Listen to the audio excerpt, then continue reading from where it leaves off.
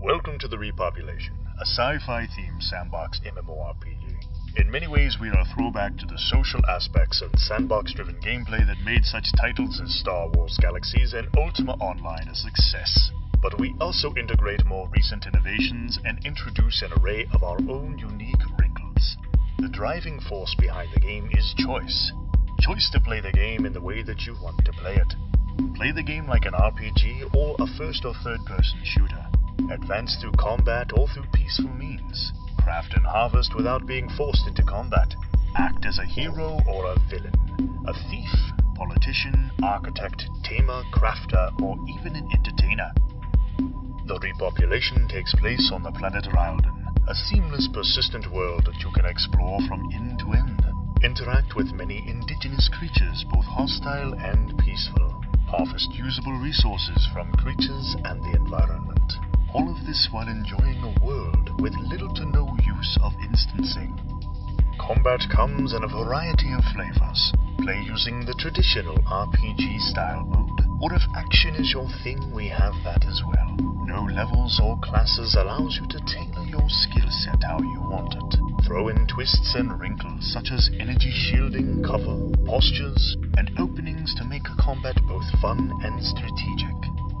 Construct homes and cities. Entertain others through music, dance, and storytelling. Utilize diplomacy or intimidation skills to manipulate NPCs to reveal hidden opportunities. Tame pets to raise them over time, or build your own Frankenpet using genetic engineering or robotics, all backed by a robust crafting system.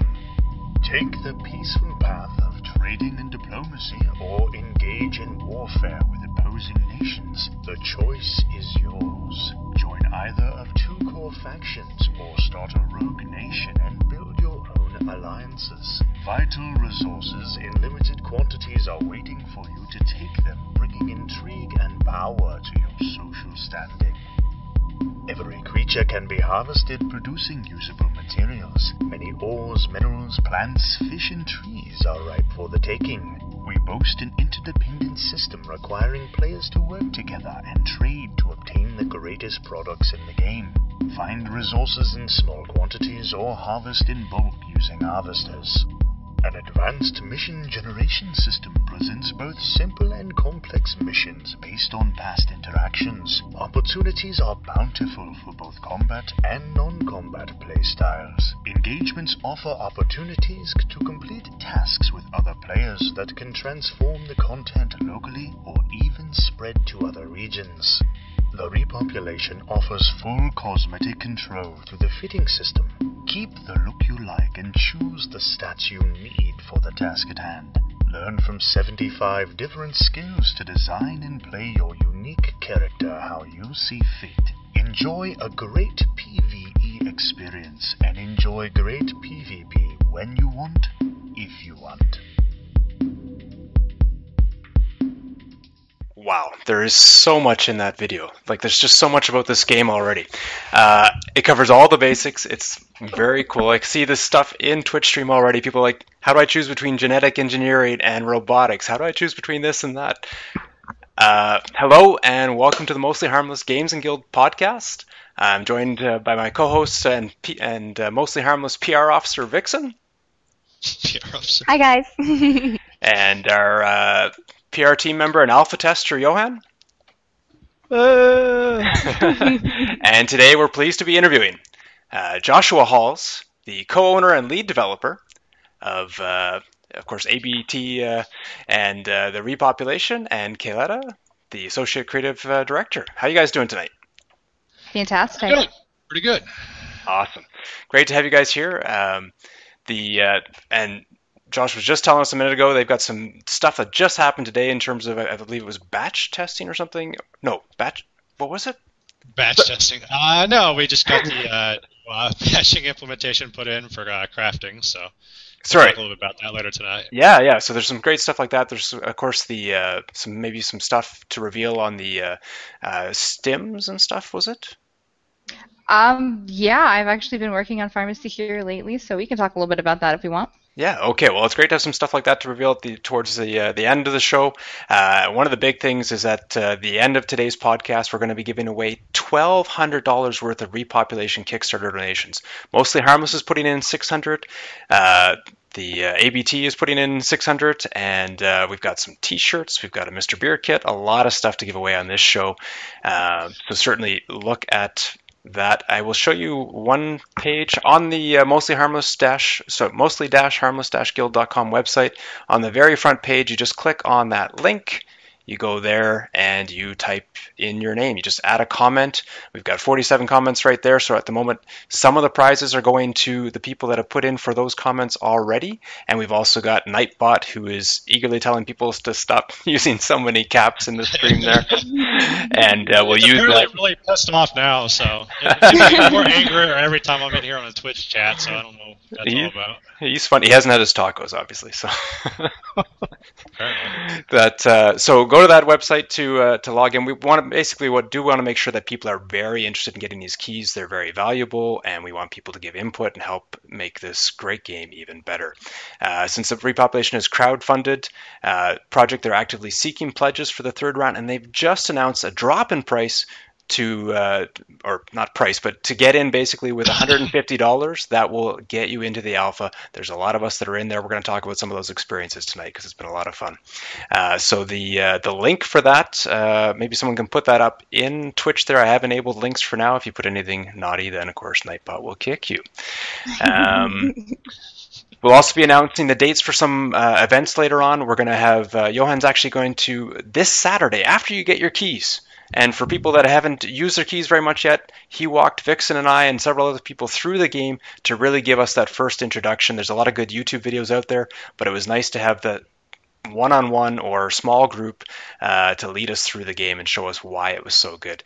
And then we're planning the Running Man event, and we'll talk to you more about that later on. That's July 14th, I believe. The 12th, another Saturday night. So some good times coming up. Vixen, I'll turn it over to you. All right. Hey, guys. Before we dive into the much anticipated repopulation questions, I'm curious to know a little background information on our guests. So let's go with ladies first and meet the Associate Creative Director for Repopulation, Kayletta, also known as Jennifer. Hey, Kayletta. Hi, Vixen. How are you guys doing? Good, good. Thanks for being here. And our viewers would love to know what exactly is your job as the Associate Creative Director for the Repopulation? Well, I get to do what every 10-year-old thinks game development is all about. I basically get to do all the fun stuff. I design systems, I come up with ideas, I figure out how to put A and B together and come up with something awesome. And then I let Josh and poor JC do all the hard work and actually code in what I come up with. So I do a lot of that, and right now I'm the interim community manager, but that's kind of a temporary thing until we find one. But and then I do a lot of guild outreach and community outreach. I do podcasts like this. I keep up with some PR stuff, and so there's a lot of different things that I get to do. But it's really kind of a dream job. So yeah, I was just gonna say it sounds like you have the best job ever. So that's pretty awesome. Well, do you find coming up with ideas for the lore and missions pretty easy, or do you draw inspiration from other games or real life situations, or how do you come up with some of that? Well, a lot of the lore and mission stuff, a lot of it's completely original. Some of the system design and things like that, I'm a big gamer. I love playing PvP games, so some of that came from other places, other systems where I looked and I said, I love this, but I can make it better. So I've done some of both, I suppose, with different things, but lore and mission-wise, it's mostly us, the team, bouncing ideas back and forth until something, grand and glorious happens. Yeah, that's awesome. And then from one female gamer to another, I sometimes have trouble finding a fun first-person shooter that isn't designed solely for men, and I know a lot of men like to play with their wives too. So what does the game Repopulation have to offer to the females out there? Well, it really depends on what your play style is. Just like with guys, women like to play all different kinds of ways. Some like to craft, some like to decorate and have housing, some like to PvE, some like to PvP, and we really have all of it.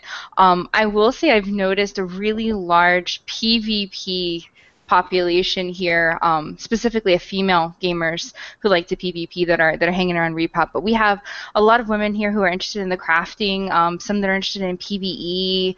A lot of them love the housing systems that we have, player cities, the ability to decorate, the ability to just the deep crafting. So it really depends on how you like to play, because we have a little bit of something for anyone. That's awesome. We have about, I think, close to 20 females in this guild, and they are big PvPers, so they will love that. All right. Well, thanks, Kayletta. We'll hear more from you in a moment. Let's meet the lead developer and co-owner, Joshua Halls. Hey, Josh. How's it going, Vixen? Good, good. Thanks for being here. First off, what inspired you to begin developing games in general? So it kind of goes back a little bit. At the end of high school, I was really big into mud development. Did about 7 years of that. Ran a kind of DICU-based mud based off a smog called Rafferman. So it was kind of a hobby type of thing. So I really always enjoyed kind of really designing systems, kind of putting stuff out there for players to kind of play around and test with. So that's what we did. What I did for quite a while there, just as kind of a hobby. Then I seen the Repopulation. I'm actually not the original founder or owner of the Repopulation. JC Smith is. He was basically, we were both using a very similar tool set on an older engine for basically making MMOs. And I seen that. It's like, this looks like a lot what I'm going to do. So let's get together and kind of try to work on this, since we're kind of doing the same thing. And that's kind of really how the Repopulation kind of started and grew from what it was then, which was like him and another one of the artists who's been around for a little while. Then we kind of grew and continued to add on from there. We picked up Stoddy Thompson, who is the other co-owner, who is also the lead artist.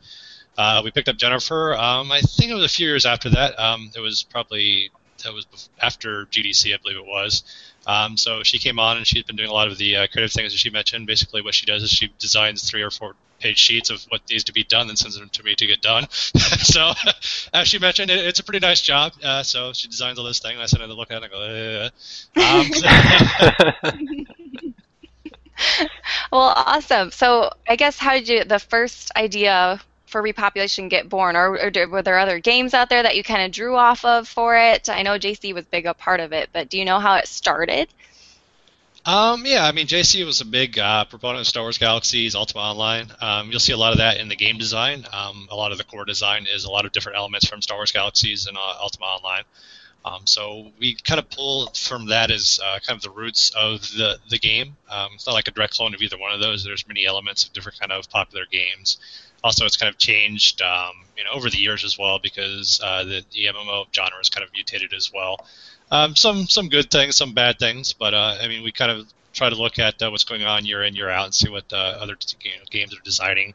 You're seeing a lot more push towards the sandbox model nowadays. I think you're seeing a lot of games they're trying to, a lot of investors, a lot of companies are trying to kind of do that, the next WoW, and people are finding out that there's not going to be the next WoW, or at least to the kind of the success level or kind of game style play that they had. So you're seeing a lot more, mutations of that. You're seeing some more first-person shooter style games that are going more the MMO route. We're also kind of going the sandbox route, which you see with a lot of similarities with Star Wars Galaxies. We're really about putting the players in control of the game experience versus it kind of being a handheld, style theme park, which would be or the traditional MMOs that are coming out nowadays. Awesome. And you have a lot of experience with technology, but this is really your first big game that you've been designing. Do you think that'll help kind of bring some fresh ideas to it? It does. Experience is always a good thing, especially if you're dealing with anything that you've worked in the past. We do have some people that have a variety of different technical skill sets. Mine before this was mostly kind of IT, server infrastructure management, basically running services, software applications. So it's also a nice thing to really be able to think.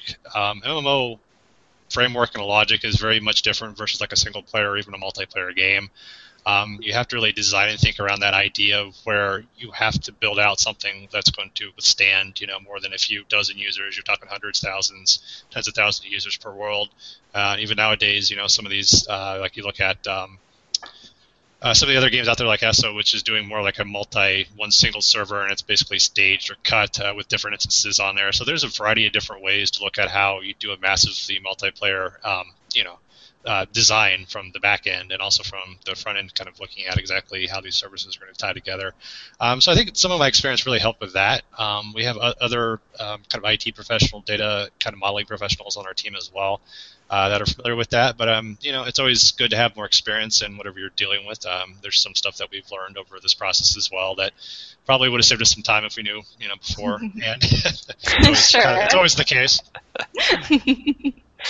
Yeah, I think some people sometimes take for granted exactly how much work goes into developing a game. So absolutely. Do you have any plans on doing any games after Repopulation, or is that kind of premature to ask at this point? What we plan on doing really is continue developing Repopulation. It's not like, pump 5 years and dump, move on to something else. We're not really in that kind of business. We want to get the game out, and we also want to continue to grow the game after that. I think you're kind of looking more like the EVE Online model when they initially came out, where it might start off kind of small and it's grown year by year. They've had their bumps in the roads with some issues that they've done over the years, but we'll continue to grow with that kind of model. We're not looking at doing what seems to be the traditional model where they dump a bunch of marketing in it, sell it, and move on to the next thing. After the numbers die down after the initial marketing and box sales. So we're looking to grow the game. So that's really what we're focused on. Getting into beta, getting into closed beta, getting to open beta, getting into release. Those are all important milestones, but the most important milestone is to continue moving on past that, be able to grow the game further, and really to expand the game beyond the initial base that we have. Yeah, I think that'll make a lot of viewers happy to hear that. So thank you. I think Rook has some more Repopulation related questions to ask now. For sure, yeah. A lot of comments in the Twitch stream there. Someone saying at least 10 years, Josh. We won't accept anything less. And a lot of comments about EVE Online or more about Star Wars Galaxies, of course, that people are just really excited to have that kind of comment, that there might be something like that, but new and innovative and looking for fresh ideas. Warg asks specifically about the types of, he asked about classes, and that's exactly what I was going to ask you there, Kayletta, was just in the video we just watched, it says you can play this game however you want. Now he's asking more about if there's magic or, what are the different abilities that you can get and stuff in the game. But how does it work? Can you really play however you want? Are there no levels that you have to grind out and stuff to be able to do stuff, or how does that work? Well, we don't have levels in a traditional sense. We have skill points. It's a pure skill-based system. So you can kind of see where you sit versus other people based on how many skill points you have in this skill or that skill.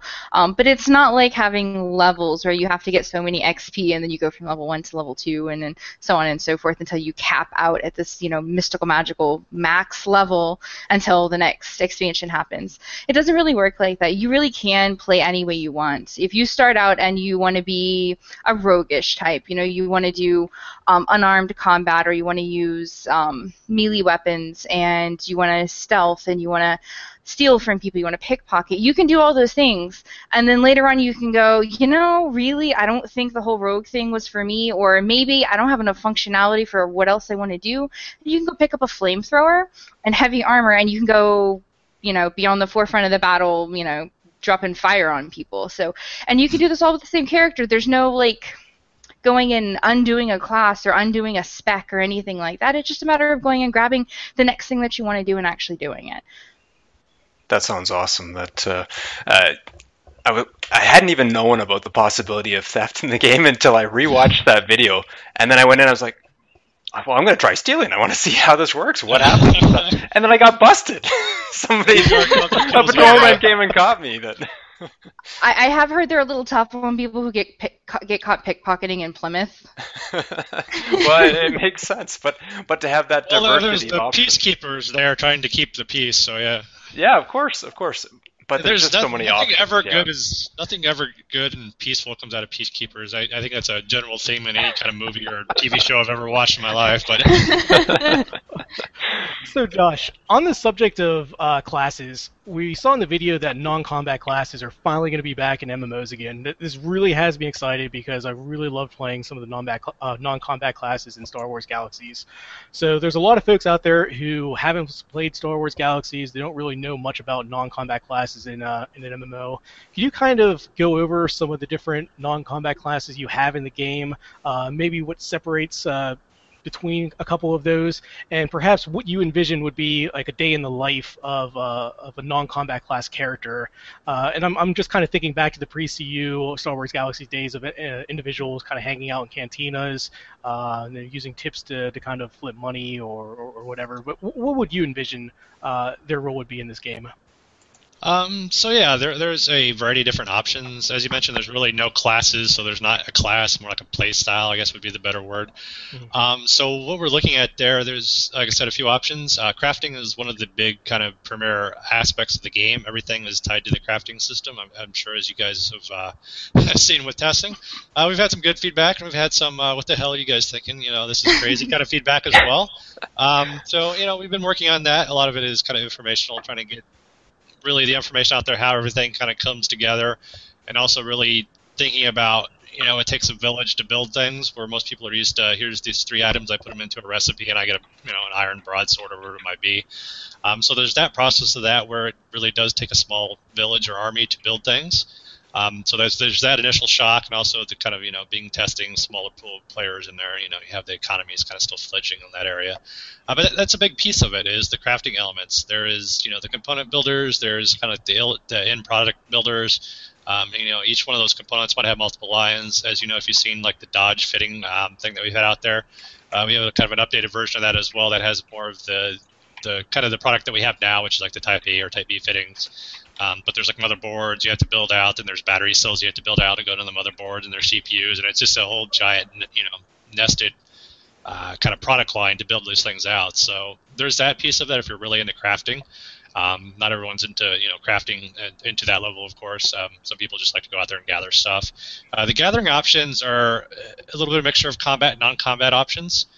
We do have resources out there that are in the game world, which might require some combat, might require some stealthing around, sneaking around, or maybe you get lucky and there's no, real pools of enemies out there near those resources. So that might be an option, but I still kind of consider that kind of in the middle, because it's really hard to get around and not do any kind of combat if you're out there doing resource collection. And of course, if you're trying to, steal the hide off the back of something, you have to kill it. You just can't, sneak up and start skinning it. So.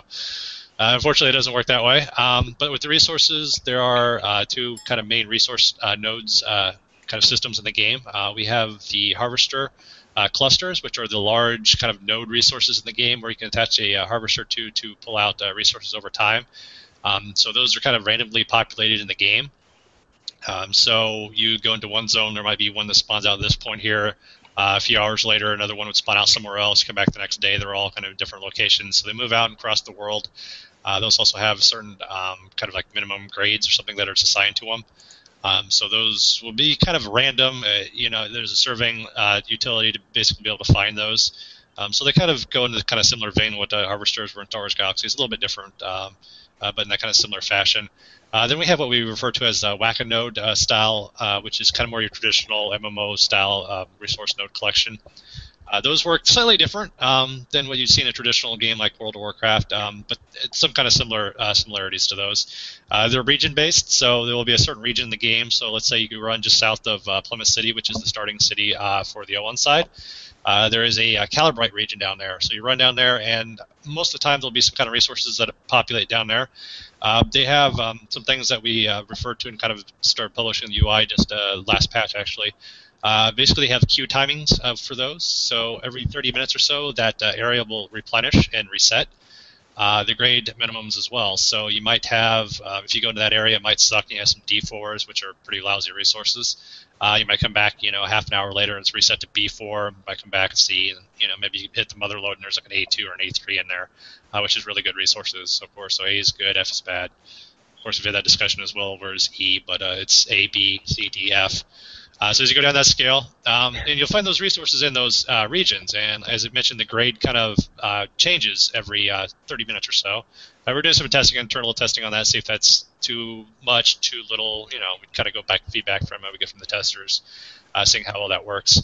But also the nice thing about that, it also replenishes the zone. So let's say some guy goes down there and they basically over-harvest this thing and it's gone, it's empty, there's nothing there, there's nothing new is going to spawn for, let's say, 20 minutes if they spent 10 minutes harvesting everything out of it.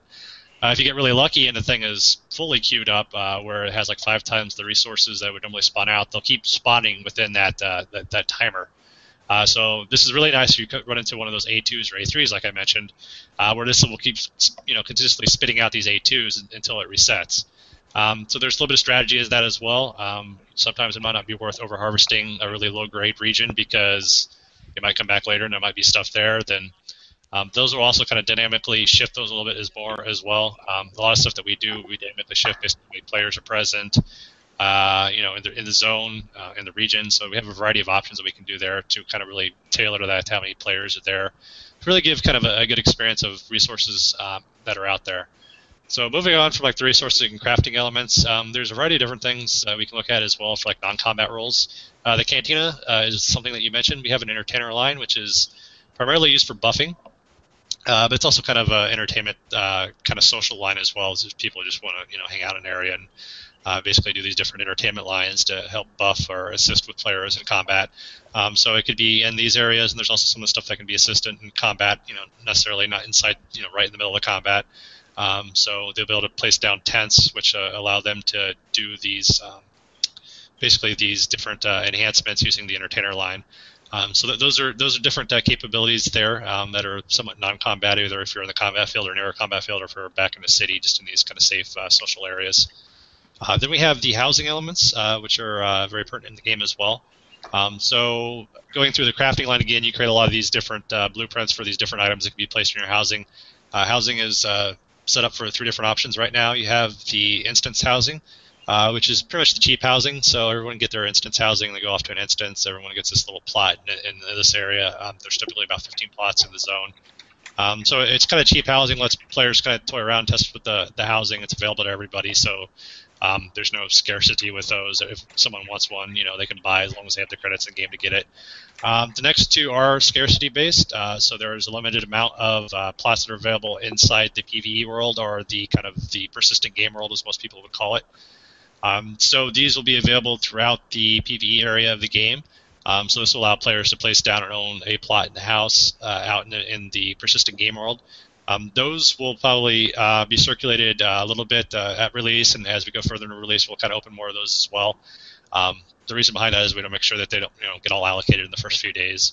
And as we add more content to the game, we'll also introduce areas where these can be placed down as well, so players will be able to get those. There's also, as part of a perk, a guaranteed plot inside of these zones as well on some of the higher end tiers for backers.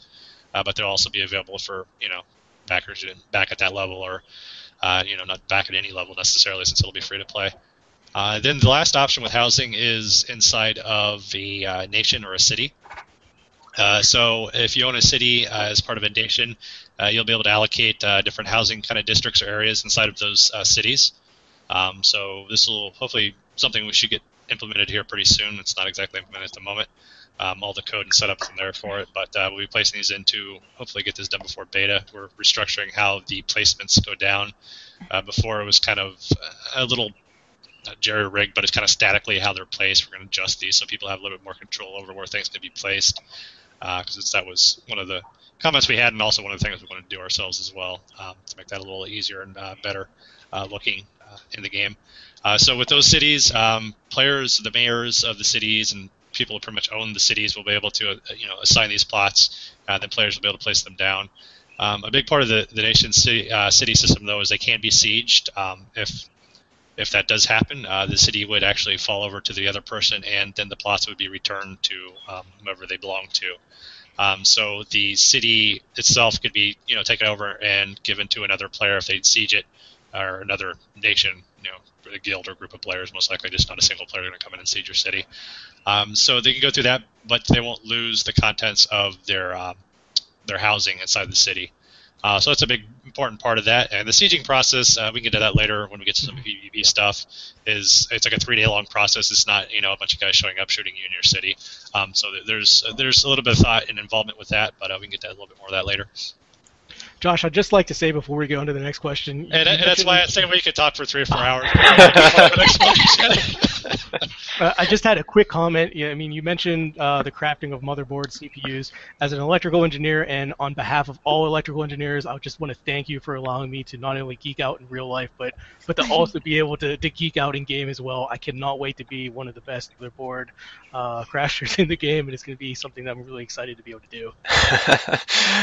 There are, Yeah, and there's dozens of besides questions. the people complaining about having to be a chemist to figure out the chemistry line.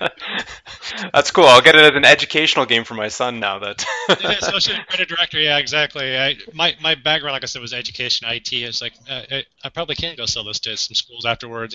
Hey, learn how to build bombs. Well, maybe that's not a good thing to sell to schools.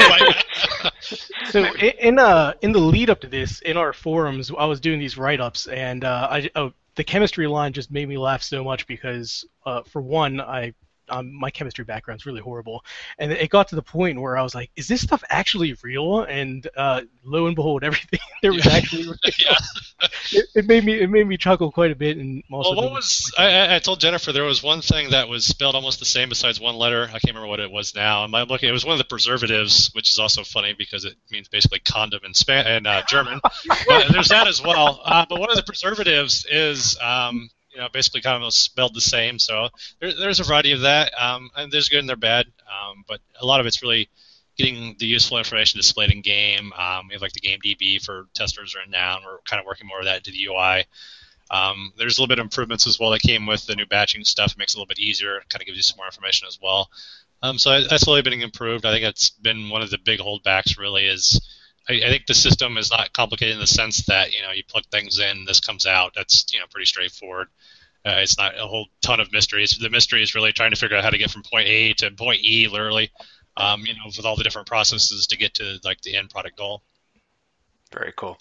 There's literally been dozens of questions in the Twitch stream. We won't be able to get to all of them. We're going to try to, but Kayletta, one of the ones they were asking about, I know I've seen you present on the Siege stuff before, and we're going to present on it later, but they just want to know, can you actually take over somebody else's house? Or will your house be saved and you'll get it back? Your stuff gets saved, the layout gets saved, and you're able to drop it again. So for anyone who likes to decorate, if you spend 16 hours decorating your house and your city gets sieged and taken, no, you don't lose that 16 hours. You do have to find a new place to drop your house, but you don't lose your stuff. But yeah, cities can definitely be taken. You'll lose the city itself, and I think communal buildings, like community buildings for a capture siege, will they'll either be destroyed or they'll be transferred. But you'll lose things if you lose a city, but you won't lose your personal things. Gotcha, yeah. And plus, I mean, location. And this is a game where it actually matters that there are locations. Oh, yeah. Johan and I were already strategized, this resource is really important. We better get a location near that. So I'll turn it over to you there, Vixen. All right, I got another one for Kayletta here. So one thing we've seen a lot of MMOs lately is the brainless quest grinding required to get you anywhere decent in the game. And can you tell me a little bit more about why Repopulation is completely different from the usual grind? Well, one of the big things that sets us apart is being a pure skill-based system. So, let's say you want to shoot people with sniper rifles. That's my thing. So instead of going to a quest hub and doing quests in order to get XP so that you'll get better at using your rifle, you go get a rifle and you go out and you shoot things with it. And that is how you get better at using a sniper rifle, is by actually going out there and using it. And so it allows you to have the freedom to do what you want when you want. Quests are a great way to pass time. They're a great way to make money.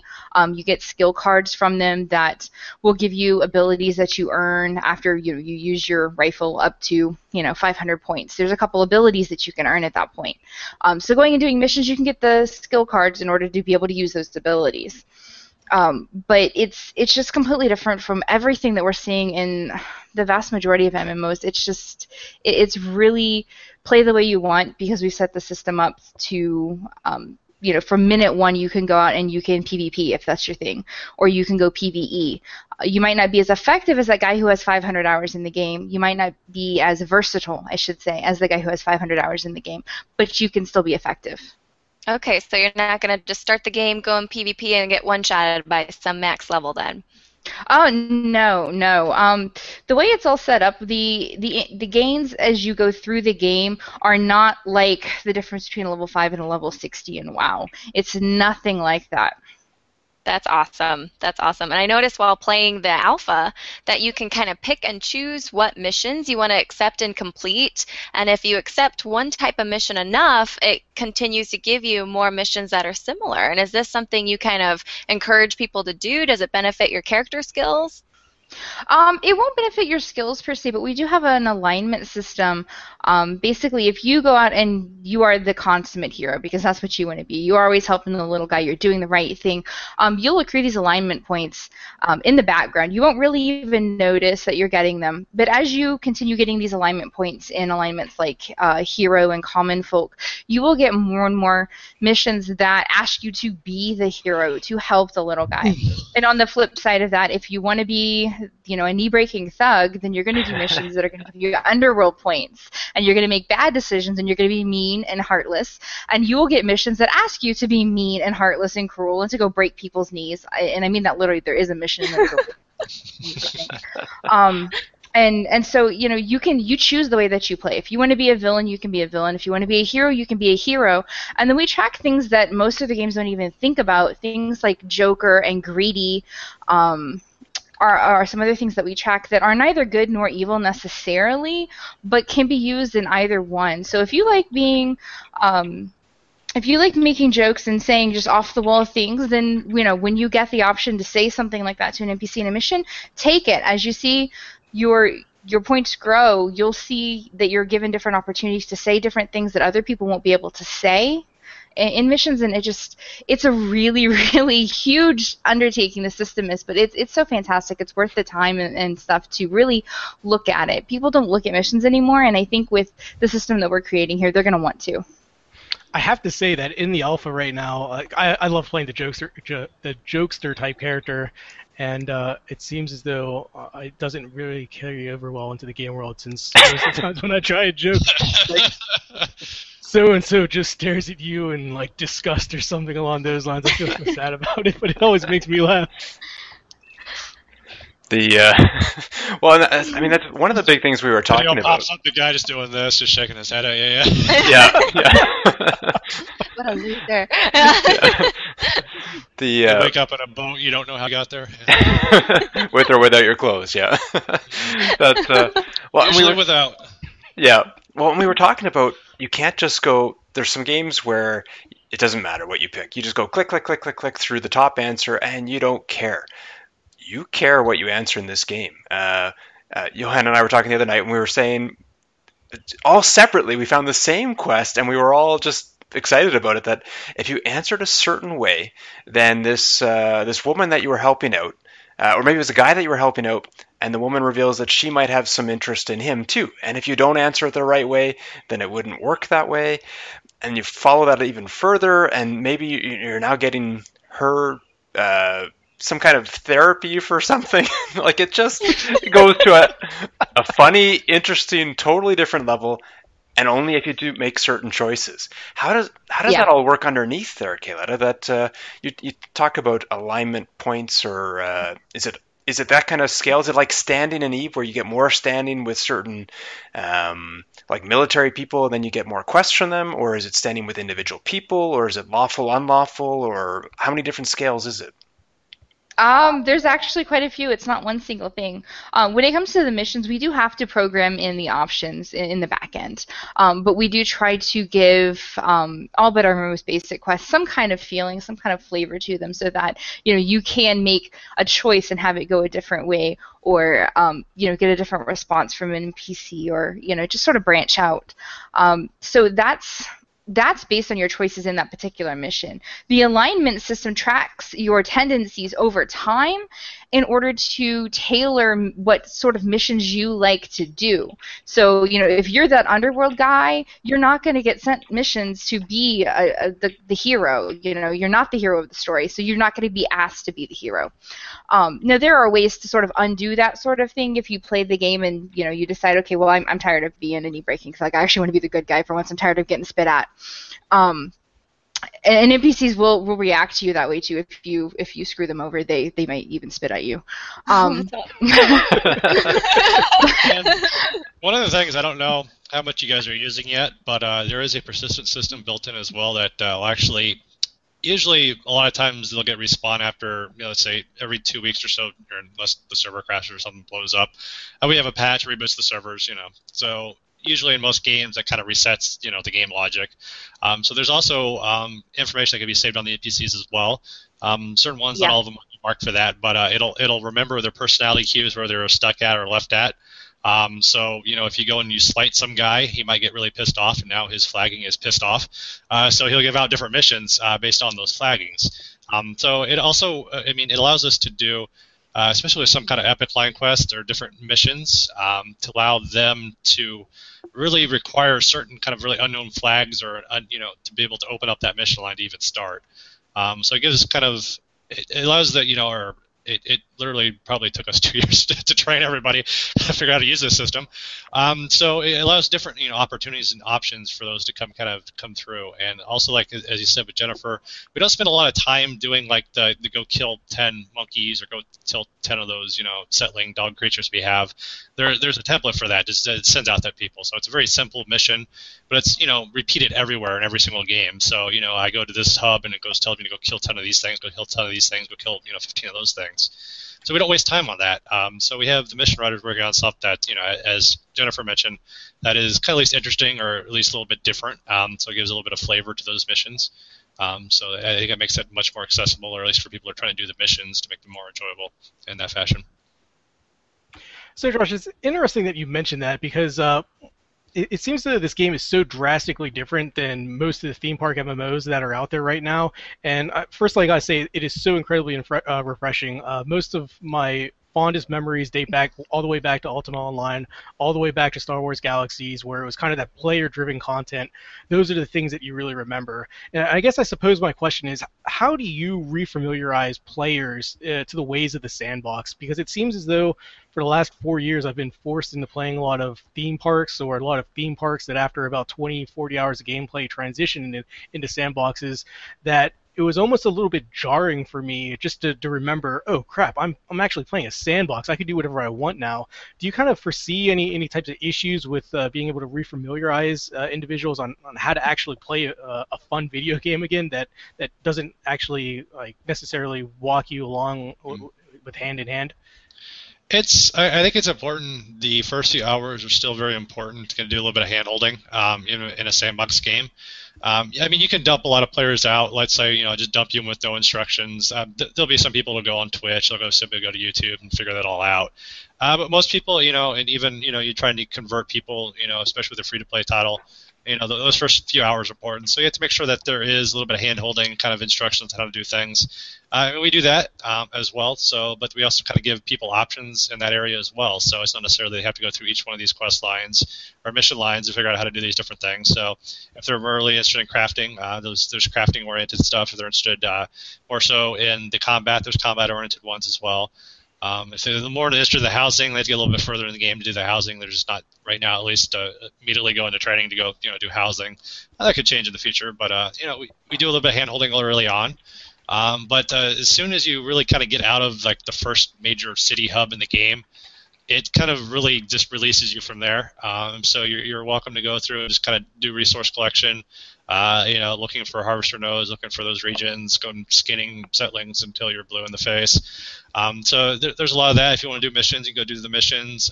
There's engagements, which we probably will be adding a little bit more into that. I think the mission writing has really been the big push right now, content-wise. But the engagements are more of the kind of larger scheme content area, that's going on in the area and in the region. So the example that we use a lot is that there is a out west side of Plymouth, down in one of the cities, there's a kind of a city that gets taken over by the Losu, which are basically the intelligent indigenous creatures in Raiden, the main planet in the game. So those creatures will go over and take over the camp, and it'll kind of cycle through based on what choices you make. So that one's a really simple one. The choices you make is basically go in there and kill them to drive them out, and kind of cycles through that. But there's a little more advanced engagements. I know that they've worked on some that are not combat oriented as well. So again, we kind of really have that focus mission-wise. Not everything is combat-oriented, but if you want to do combat, there's combat. If you don't, you don't have to.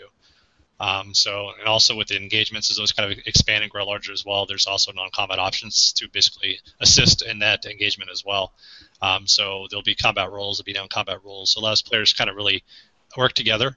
I mean, that's kind of what we really see content kind of mutating as the game changes. I mean, we're not really focused heavily on the raid content style in the game.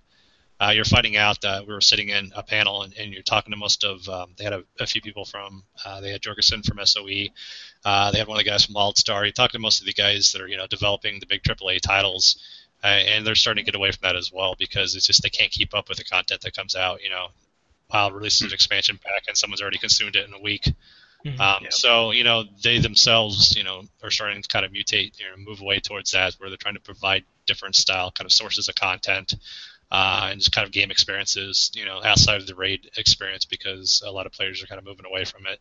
They don't want to be part of the, the guild that has to be, be available to do that, or someone hates tanking all day long. There's a lot of that. So, we try to make sure we kind of mix the different kind of play styles, give players kind of different opportunities outside of just like the raid style, opportunities, and even so much as the PvP opportunities. We want to kind of give a variety of different options there as well. That's awesome. A lot of questions, and I got to thank the people on Twitch that are answering the questions on Twitch for us and helping out that way.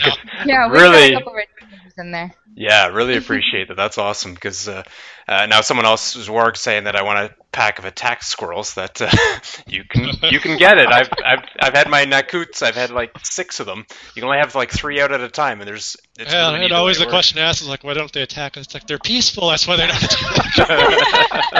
You had to remove the attack button, I guess. It's cool, but and you had to train. Oh, that's another topic, but the pet system is very cool. But there is a question from Kodiak here. A lot of talk about dynamic quests. Is there any kind of dynamic world interaction? Like too many things get farmed out. There's consequences to that, and the world changes. I think you touched on it there. I don't know if who wants to answer this, but Kayletta and I were talking about in TeamSpeak here that things actually change, right? Like if you are farming items, it affects things. Or farming mobs. Yeah, we have the engagement system. It works kind of like a public quest. Basically, anyone in the area can just, hop right in and start doing stuff.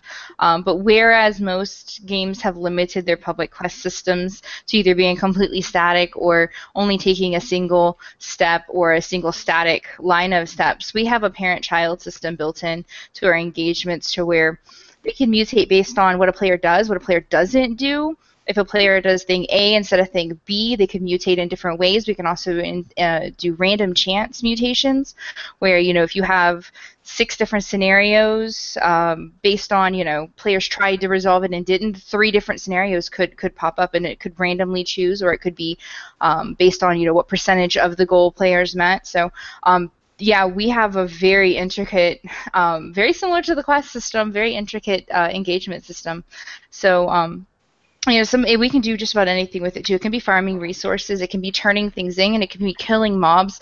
It can be not killing certain mobs. I actually think we have that in one area, that if you kill the Fage, they get really, really mad at you. But if you don't kill them and they stay safe for a long enough period of time, then it opens up some missions that you're able to do. And I believe that's the mission set where you can start learning their language. And they're an insectoid species, sentient, wow. And native to Rilden. So there's just all different kinds of stuff that we're able to do with the engagement system, way more than what you normally see with public quests. That was one of the questions. Awesome. Yeah, someone was asking. Yeah. They were into language. it. Yeah. Exactly, yeah. Well, that's cool. I'm going to get back to the fittings. You talked about it in the crafting earlier, that there's items and then there's fittings for the items, and that the item actually itself is just a base. Like, it's not as big a deal. And think about this like for people that played Eve, you've got a ship, but without the right fittings and without the ability to use good fittings on it, that it's not going to be as good. Josh, you've got your base gear. What are you adding with these fittings? Is it something that is crazy where like a flamethrower starts shooting ice with different fittings? Because that would be really hard to do game design wise.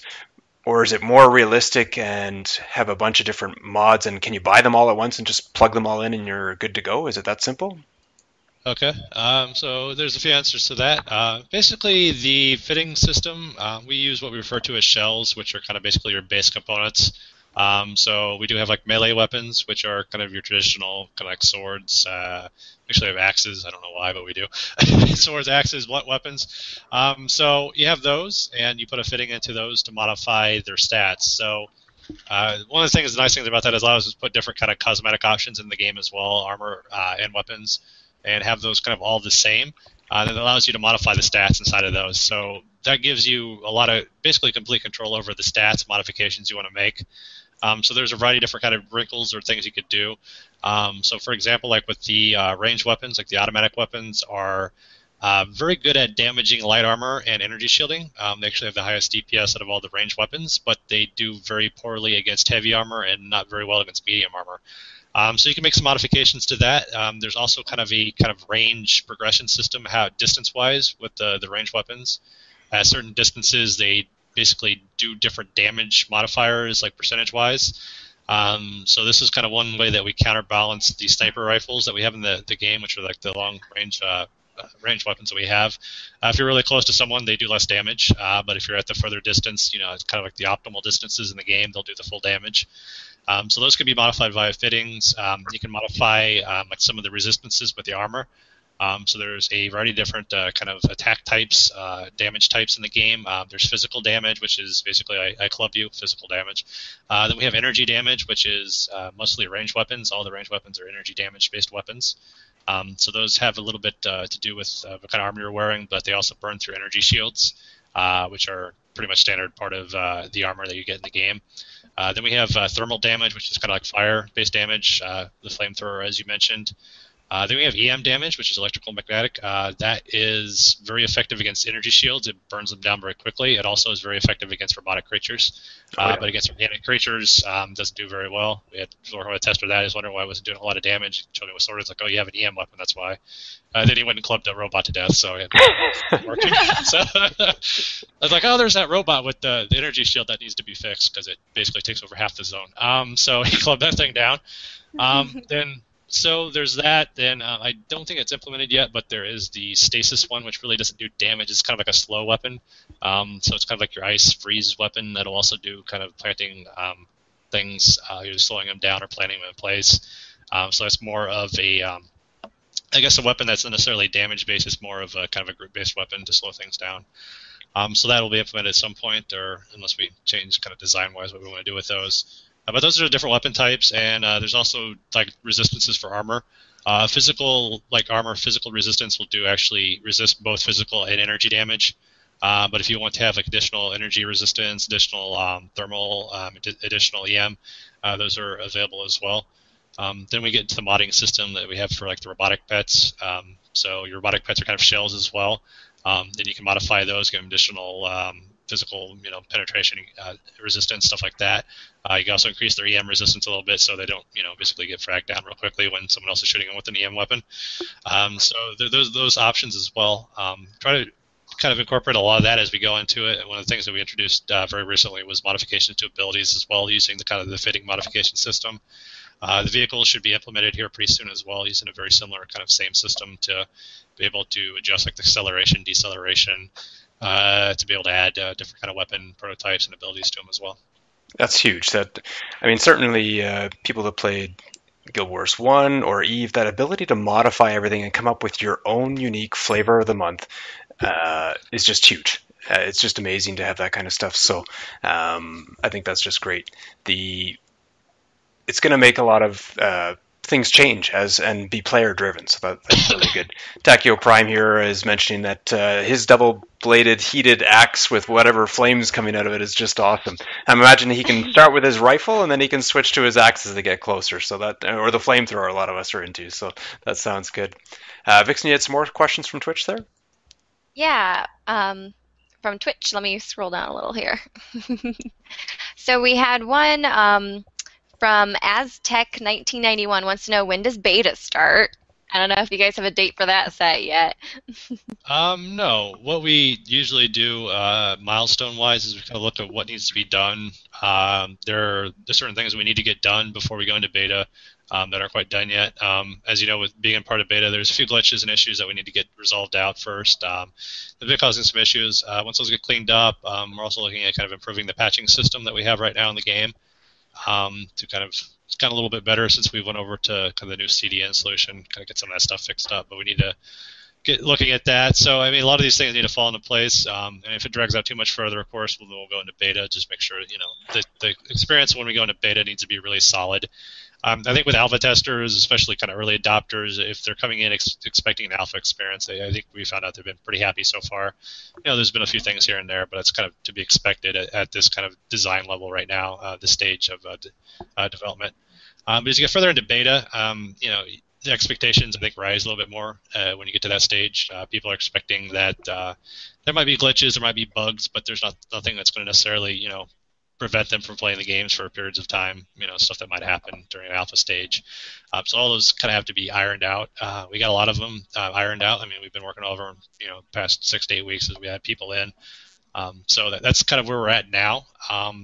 So I still say we don't try to set exact date, but I think internally we're trying to look for probably early fall in beta.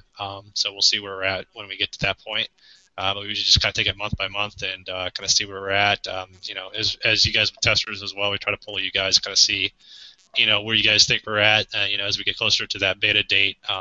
So it's not something necessarily we want to jump into, but it's also one of those things, if it drags out longer, we might adjust the backer levels again to let some more people in. So it's not that we want to keep people out. We just want to make sure that from kind of a naming, perspective, development cycle-wise, that we're basically in the proper development cycle, so people kind of know what to expect.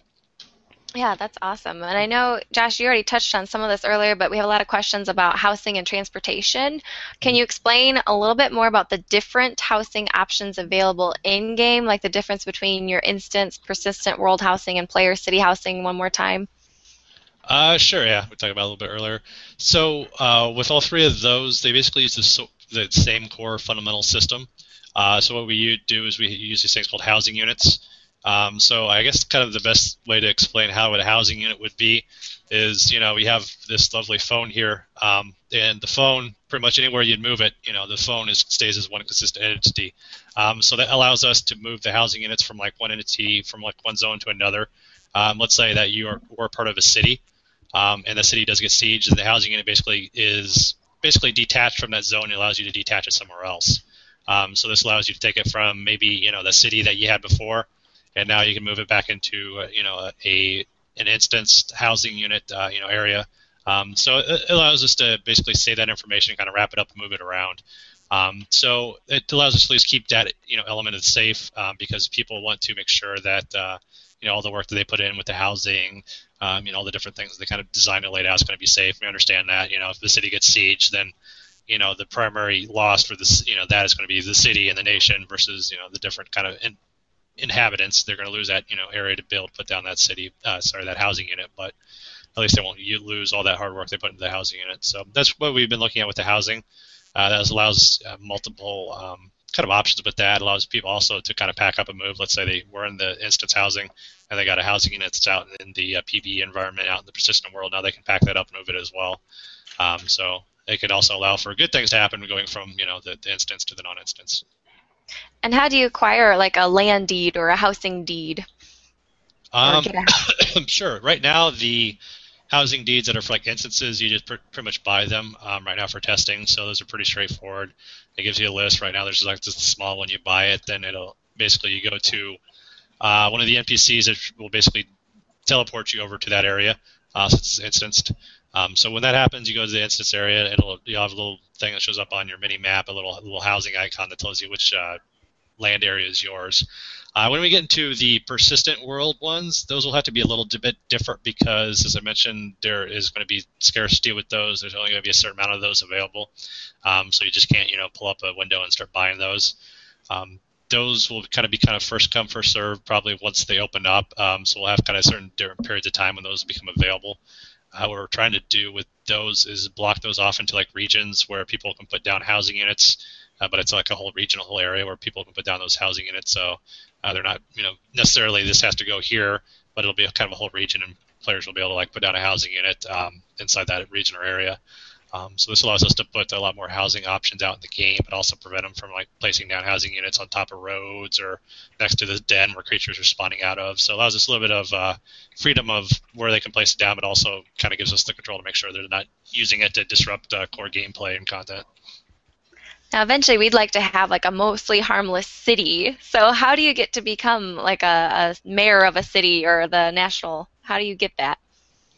Right now, the cities, there's plots available in game. Right now, we have kind of a very limited amount of those just for testing. We'll be adding some more into the contested zones as we go move forward.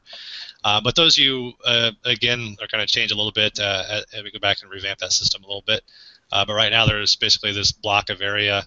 Literally, it looks like a block of area, a flat area that you can place down a city into. You take control of that with a control center. Again, we kind of get to the control center and also the siege centers will require basically a crafted resource. We haven't released the data maps for those yet. Jennifer sent it to me a little while ago, and the amount of resources you have to build one. If you thought the dodge fitting was bad, oh good lord.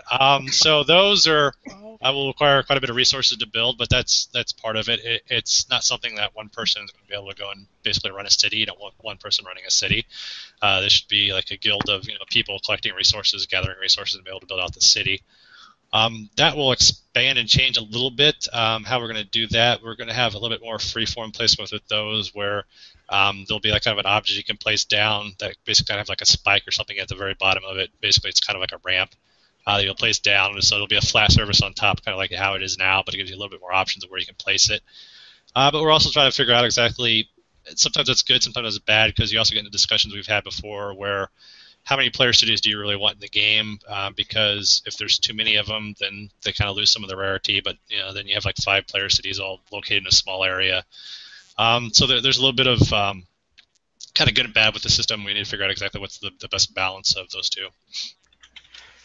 So, Josh, I'm glad you mentioned the dodge fitting. And, Rook, I'm not sure if you want to pull up the picture that we have of one of the old dodge fittings, but we do have a lot of the new ones up there, yeah. The new one's actually on one of the older sites. The new one's even more awe-inspiring or fear-inspiring, one of the two. Here it is, here. It's up.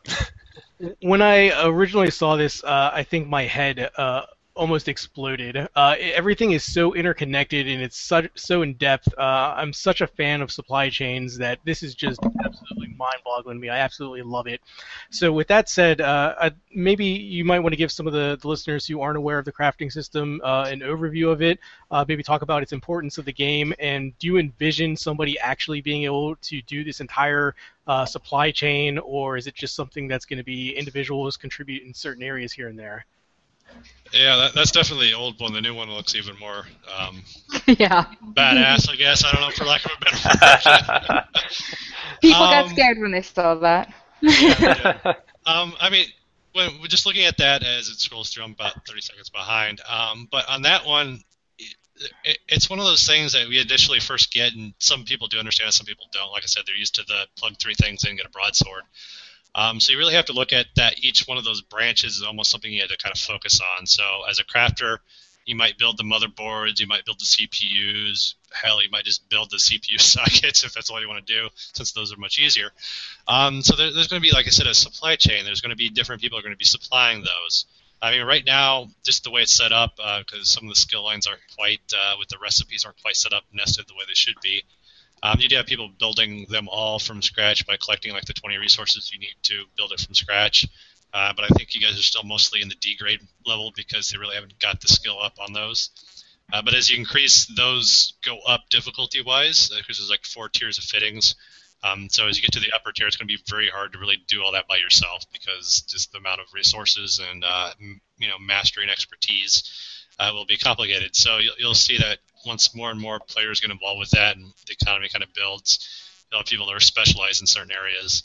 And I imagine the components might, be worth more, as much, if not even more, than the end grade products. Just, people looking for those high grade components. So that's a big thing we look at. Some of that stuff is not as hard.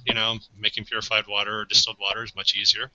as some of the people unfortunately know, you need, a small barrel of distilled and purified water to make everything. That's where the batching will come in. We'll make some people happy because they don't no longer have to create 500 units of distilled water anymore, which I can't blame them. So we'll look at the collection of the water as well, because that's been another complaint, because that's really fun running up to the water, hitting the ability for 500 times and gouging for water. So we got that aspect of it. So it does really build a kind of a supply chain mastery-wise. And we're also just trying to figure out, different ways we could add different wrinkles, kind of custom, more advanced parts into that as well. But, we're trying to really make sure that the core system, at its very core works before we kind of move on and add more to that. So that's kind of why we did that. That's why we're implemented the batching, which will help as well. The batching is pretty straightforward. What the batching does is it's a time-based system. So let's say you want to create, instead of creating 1 unit of purified water, which is technically 5 units of purified water, you want to create 10 units. There's like a grade and a quality slider now. A quality and a quantity slider now. And you basically can batch those results. So let's say you want to create 20 units of those. It's going to be quicker and slightly better if you do it manually. But let's say you do spit that out and it takes like 5 minutes, then it'll go into your queue. Then 5 minutes later, you can collect the batch of water you just created. So people will be able to do that. They won't get quite as good results. It also eats up a little bit more resources as well. So let's say it used 30 units of basically what was it, the unclean water, I can't remember exactly what it was called, and 30 units of the chemicals used to clean. So those will actually increase in number, so it might go to 40 and 40. So doing it manually will be a little bit better and use a little bit less resources. So trying to find a good counterbalance for that.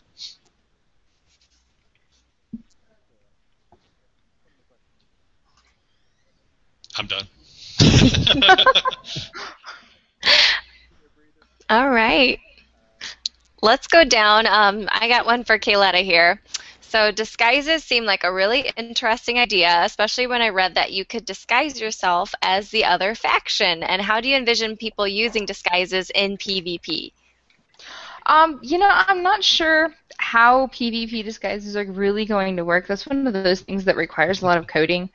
That's actually, honestly, it's a better question for Josh than it is for me, because he's going to know, what kind of limitations there are on the coding for it. But I am hoping that we are able to use disguises all across the board for all different kinds of things. Ideas have been bounced around about being able to disguise yourself as the opposite faction to be able to go do their missions, or just all different kinds of things. So I'm hoping that we can find a viable use for them in PvP as well.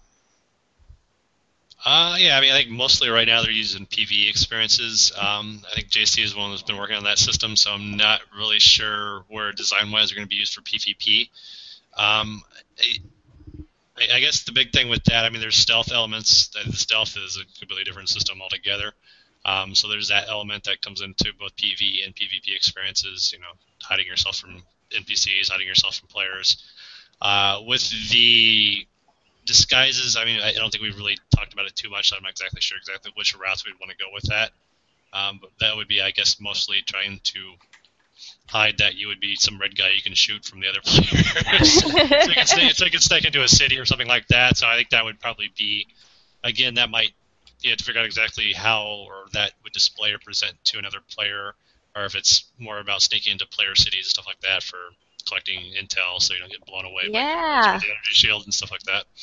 That's what I was just saying. It'd be really cool if you could disguise yourself and sneak into a city and spot things. You probably couldn't do a lot of sabotage because you'd get caught, but at least just going up and giving intel to the other guild, that'd be awesome. Very cool. Very neat. I guess, one of the pet peeves, certainly for a lot of us with recent MMOs, sorry, and they're laughing in the Twitch chat because I was talking and they're like, you're muted, or something's happening. They're like, Nightbot got him. He was using too many caps. The Nightbot spares nobody. Nope. And says it with a funny saying. But certainly, Kayletta, I've seen you talk in some other podcasts about the siege stuff, and certainly one of our pet peeves is how do you make PvP meaningful? Like sometimes in a game you go to bed and everything's gone while you sleep. Sometimes you get into combat and it's just whoever touches you first wins. So you're just you get sniped in the head and you're dead. That's it. You're done. And how do you, like, what's a good timing for individual combat? And then the other question is sort of, I guess, more about the siege or cities and making that work so it's meaningful for us again. Well, individual combat's going to be a little bit of a different beast than city sieging, obviously. You're looking at either individuals or small groups versus hopefully large groups that are vying for a city. Individually, though, it's not just a case of who has the better gear. It's not just a case of who has more hours played. A lot of it really is skill based. Most of our system runs off sort of a balance system, a rock paper scissors type thing. But it's not so, I'm trying to think of the right word for it. It's not impossible to survive, to win an encounter, even if the technical odds are stacked against you. So there's a lot of player skill involved in things. It's really going to come down to, in a lot of cases, I believe, who knows the mechanics better, who knows how to use the things that they have on them, who knows how to use cover best. Melee versus range. It's going to come down to gap closers and really just knowing how to use the tools of your weapons. Really knowing what your strengths are and what your weaknesses are, and doing whatever you can to compensate for your weaknesses. So individually, of course, a lot of times if someone gets a drop on you and you have no idea where they are, they've definitely got an advantage. Sure. But there will be times that they shoot you and you're in the wrong kind of armor. They shoot you with something that maybe you like to stack, thermal resistance, or you just happen to because you were going to go out and kill something that hits you with thermal damage, and they won't know that just from looking at you. They won't know that you've stacked thermal resistance, so they hit you with something that's thermal, and they don't do enough damage to you. So it really depends on who they are and what they have, and who you are and what you have, and then all other things being equal, skill is definitely going to determine that battle. City sieging, it's going to be a whole different beast. We haven't really got to see much in the way of native city sieging yet. We had a big thing we did at PAX Prime last year where we had some guilds that came out and just sieged for hours and hours and hours to give the people there at PAX the opportunity to come in and jump right into PvP. Come and get slaughtered mercilessly. They were. Yeah, they were dying a lot, but a lot of people enjoyed being able to jump right into a siege that they, it was unattached PvP. You could jump right in, you could die 15 times, nobody really cared, nothing was breaking, it wasn't a big deal. But a lot of people had a lot of fun doing it. So I hope that, and a lot of that was in the number of, between 15 and 25 on, about approximately an equal amount there. So, but there was a lot of use of well-placed turrets, some AoE stuff, people running spec groups already back then. They were saying, okay, you guys take these weapons and you guys take these weapons, and we're all going to wear this kind of armor. And so they were basically, trying to stack the odds in their favor with AoE and carefully select the damage types. People would go in and use openers, and they would focus fire down the person who had gotten knocked off balance or had limb damage. And so they were already utilizing all those wonderful tactics and strategy that we hope that players will actually utilize during sieges. And of course, that was months and months and months ago before we even got into Alpha 3, so there is so much more in the game now. I'm hoping that before long we can start rolling out those city sieges and see if maybe we can actually get a native city siege, something that's completely done by the players where we have no hand in it. I will be there. Even if I don't get to participate, even if they say, hey, go sit on the sidelines, you're not welcome. I'm gonna sit and watch if nothing else. Nice. Roll in with their Uber weapons, just kill everybody. It's over. Why do they have 99 of everything? Sadly, I want K on my team. Sadly, if it was a group of devs, you'd probably get rolled over by the testers anyway. We've been sitting there playing it 10 hours a day. True, yeah. Now, it's a sandbox type game. Sometimes in sandbox games, you can't find fights because people are there at the right time, or they're not interested in fights, so they hide or do different things. Is it possible for a group like ours, can Mostly Harmless divide up our team somehow if we have some advance notice of, okay, well, on Friday night we're going to do an event, you guys all go rogue and we're going to fight each other, and we're going to do Capture the Flag or this Running Man event that we're going to run. Can you do something like that, sort of like in Eve, how you could actually just basically hop over to another guild, or you could just do friendly fire duels and stuff. Will there be friendly fire? We'll Okay, actually have some. I'm sorry. Go ahead, Josh. No, I was like, I'm going to answer some of that, I guess. So I think there's been some questions about the friendly fire. So on the normal server, there will not be friendly fire, just because mostly from a support perspective, I'm talking about people nagging us to death or getting killed by some guy jumping out in front of some other dude. So on the normal server, there won't be a friendly fire option. So that does change combat a little bit. And it might something that we might look at in sieging as well, if there's some stuff we can do with like splash damage, because that's usually the big thing really with friendly fires. Right. People chucking grenades and all the AoE damage, and it just, you know how that goes. If there's no AoE damage to your friends, then people just chuck grenades and blow each other up, because it's much easier to hit 10 guys, than one. So that's one of the things we'll have to kind of address. So there might be some adjustments in that, especially in the larger scale battles, where we might not necessarily care too much about it in the PvE, but in the PvP sieges, that might be something we want to implement on the normal server, just to kind of keep things a little more tactically, better. So also probably will be a little better on the servers as well if people aren't chucking grenades, blowing up 20 people all day long. So people will die a little quicker. So we have that piece of it. The hardcore server, which is a different rule set from the normal server, just kind of reiterate on that, or not really reiterate because we haven't talked about it yet. The differences between those two, the normal server is more of kind of the PvE, PvP server. So there's 3 different regions in the game. There's a region for the FPR, there's a region for the O1, and then there's the contested region. If you're in the O1 region, you're O1, which is one of the core factions. You're completely safe. You can do consensual PvP with people that come into the zone. So if an FPR guy comes in there, you can turn on your active military flag, which will allow you to go and shoot the guy. If you're an FPR and you go into the O1, it immediately turns on your flag. So you basically go from being able to PvP with other players in the zone that want to PvP, but you're not safe or protected. You can't actively flag if you're in an opposing zone. It automatically turns it on for you. The contested zone is basically it turns on your PvP for both sides. So as soon as you enter the contested zone, you're pretty much free to be attacked by someone who is aligned against you. So there's still alignment. That's again why I said there's no friendly fire. So if you're at war with another nation, let's say you're O1 and they're FPR, which are the 2 core factions, they're always going to be opposed to each other. So you can basically go and shoot each other. There's also the rogue faction, which really has more to do with the nation alignment part of the aspect of the game. A rogue nation can be aligned with any other nation in the game however they want, to a certain degree, I guess. I'll get into why that is not exactly true. So with that, you can be at war or at peace with any kind of other nation in the game. So if you want to be kind of a more peaceful nation, you can be at peace with other nations. You want to be like a trading-based nation where you go and basically sell goods to everybody. You want to try to contain a good or neutral relationship with the other nations in the game. If you're that kind of nation that just wants to burn everything down, you can be at war with everybody. So if you're neutral, that kind of gives you both aspects. With the nations and the relationships with the other nations in the game, the peaceful is a bilateral movement, so it requires both nations to agree to be peaceful. Basically, going at war is a unilateral movement. It allows pretty much if I declare a war with you, then you're at war with me, so it's not something we both have to agree to. So there's that element on the PvE server. Not the PvE, sorry, the normal server, which has like both the PvE and the PvP elements. So it's kind of a mixture of the 2 games. There's some people that go into it looking this is going to be nothing but a PvE game. It's not. But it's not, a PvP-oriented game so far. If you don't want to do PvP, there's plenty of options on the PvE side of it. Sometimes I think we're trying to kick and drag some people into one of these elements that not necessarily want to do. But again, it's part of providing different options in the game and also providing relevant and kind of persistent options in the game.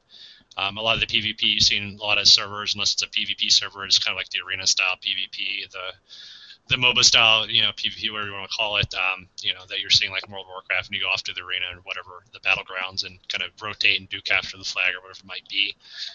Most of the stuff we have is a little bit more persistent, like with the cities. We also have the resources that will be available in the game, the contested areas that will cycle around and also be persistent points, so those will be flash points for combat. So you want to provide we try to provide content that is persistent, but also content that kind of moves around and rotates around. So, if I show up at 7 o'clock p.m., my time, whatever it might be, there's always something to do. So maybe something a little bit different from the day before. So, it's a big part of, running MMO is really providing different options. So one day you might be collecting resources, next day you want to go out and shoot some people. So, you want to kind of have those options available and keep the game kind of floating around. option-wise. The hardcore server is going to be a slightly different beast. The hardcore server is going to be more kind of EVE Online style rules set, where there'll be safety regions, where there'll be kind of regions that are going to be high security. So it's kind of like the high-low sec kind of security system they have in EVE, where the cities, most of the core cities in the game, like the Freedom Town, the Plymouth, which are both the main cities in the game, one of the main cities in the game for both the factions. Those will be pretty much safe. So if you go and you shoot somebody, security is going to come up and obliterate you. And along with that, will go your equipment. So there will be destruction of equipment on the hardcore server. The normal server will have destruction in the form of decay.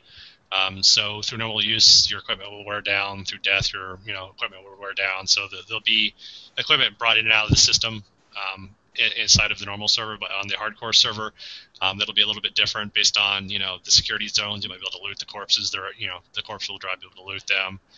We also have some things with being able to do like bio locks and stuff like that to help kind of prevent some of the looting, or at least prevent the looting from happening, so they can't steal your stuff. You might not be able to get back to your corpse, but at least they can't take all your crap, or it might destroy it when they try to take all your crap. Those will be the cheaper bio locks. So it has kind of a prevention mechanism. So that's mainly what we're looking at. The hardcore server will be a little bit difference in there. There will also be differences in how resources are moved around in the game. That's also another big thing with the hardcore server that people not necessarily looking for, like the PvP element. It's part of the game, it's part of the meta game, but they're also looking at the transport options of the game. So that's like taking resources from one area to another. It's not instantly resourced, moved around through the bank system or whatever it might be, or you can't just instantly mail someone something. You have to take the product from A to B. So that that again provides a supply line that has to be actively guarded or something like that if they're moving in and out of contested regions, which are not really safe. Even in some of the what would be traditionally PvE areas in the normal server. You can also get killed in those as well in the hardcore server, depending on how far out they're at, from the normal safe zones. So there'll be a little bit of that. So that creates a different variety of different metagame styles, and that play just beyond just the PvP itself. So we got some people looking forward to that as well. Awesome. That you had me at EVE on Land. EVE on Land, yeah.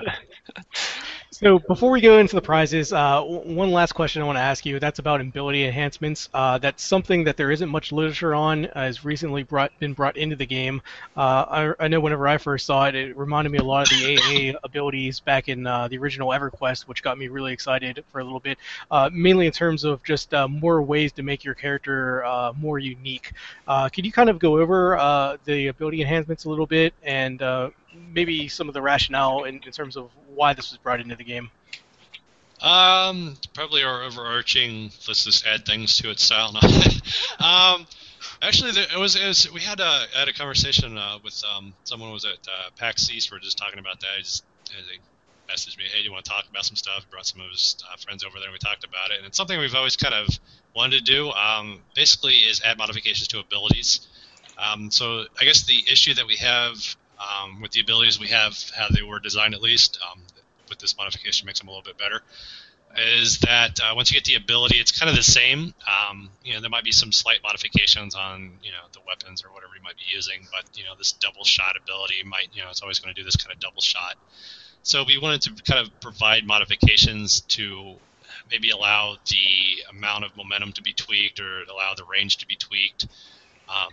There's kind of minor adjustments to the ability to kind of really allow you to design it a little bit differently, kind of make modifications, adjustments to it, how you would like with the fittings inside of a weapon, or the modifications inside of the robot. So it's mainly just about giving more control to the players and allow them to kind of build up those as well. And it also allows us kind of a bit of a progression system as well. We'll make some further modifications past that, where people will be able to unlock those different mods and the abilities. I think we're going to also look at how the way the ability cards are assigned, because another common complaint we have in the testing is sometimes the cards go out easily. Sometimes you're waiting, 30 cards later for some ability that you really want, and you're getting some, ability that you don't really need. So I think we're going to look at how points are assigned to those, so that they can kind of be a little bit more rationed out a little bit better how those are earned. Awesome. And was there anything else that you wanted to reveal in terms of the latest updates and stuff in the game? I guess there's the stims. There's Was there anything else at this point in time that sort of newer information that the viewers would be particularly interested in? There, Josh or Kayletta? Well, I have been working on pharmacy. We put a big old I put a big old buffs list up in the tester forums a couple days ago, and so we're going to have kind of everything on the Stims line that people can really consider. I asked for anything I missed, and I only ended up getting one person telling me, hey, you missed these, and so those got added in. And but it's pretty much anything you'll want as far as stims go. You've got your damage boosters, accuracy boosters, dodge, increased threat, decreased threat, boosted critical damage, stealth detection, and increased stealth, health recovery. Obviously, health injections. Same thing with endurance. You can inject momentum. Max health, endurance, or momentum boosters, damage absorption, specific damage resistance like biochemical or thermal. So we've got a little bit of everything with the stims. And those are just the basic ones. The more advanced ones are actually going to allow you to sort of stack different buffs at different percentage rates and things. And the whole system actually works off of the chemicals that the human body actually produces on its own. So you'll have to go get tissue from different creatures and extract, we're calling them pharmaceutical compounds, things like vasopressin, atropine, plasma, thyroxine, all those sorts of things. You have to go get those things from animals, and then you'll create stims, and then people will be able to check themselves and get the buffs from them. But these, the stims, the pharmaceutical line is focused on short-term stims. So these are going to range anywhere from, a dozen seconds to a minute, but they're not going to be like 30-minute buffs. These are, you're in the middle of a battle and you need that edge, and so you're going to use these for that. Very cool. Well, I mean, we certainly wanted to tell you what we're excited about. We want to ask you why you think people are going to play the game too. I know for me, it's the fact that it's going to be a persistent real world where what you do makes a difference. Like it feels that way when you're in the game. I'm enjoying testing the alpha because I know it's alpha, but it feels like what I'm doing is going to make some kind of difference. How about you, Johan? I am really, really excited for the potential of the player-driven storylines. It seems as though you've laid the foundation for us to be able to play those little games within games, or the meta games, if you will, where I could run supply chain operations or supply chain protection. I could do intelligence or counterintelligence operations, both long and strategic maneuvering, things along those lines, where you really only find in the sandbox MMOs that they don't really seem to exist anymore. So I'd say that's probably what gets me the most excited about the Repopulation. What about you, Vixen? I personally like the first-person shooter with a little bit more. For example, I love BF4, Call of Duty, PlanetSide 2, but at the end of the match or the end of the day, you take land, you lose land, you get night-capped, whatever. There's no real end goal. There's no real final point. So I like the idea of building my own personal game within the game where my skill sets are unique. I have my own little base that I built and defend, and it just makes the fight a little more meaningful for me. Very cool. We might have just answered for you there, Kayletta. I don't know if you got the same answer or not, but what is it about the game that's got you excited, or what do you think is going to make people want to play? Well, honestly, what drew me to the game wasn't a job. It was actually my next MMO. I was looking at it going, this is what I want to play. And so really, it's just the fact that they're trying to do a little bit of everything. They're trying to let you play the way that you want to play. And, whether you're a PvEer or a PvPer or both, or you're a crafter, or you just want a game where what you do actually has some kind of consequence to it. And that's really what drew me, is that your actions, your reputation is going to mean something. Your actions are going to have consequences. And I've missed that. I haven't seen that since Shadowbane, and I was a big Shadowbane baby. That's where I got my start. And so I've missed that kind of. I'm sorry for the delay. I missed the whole animal thing, but there. Yeah, sorry.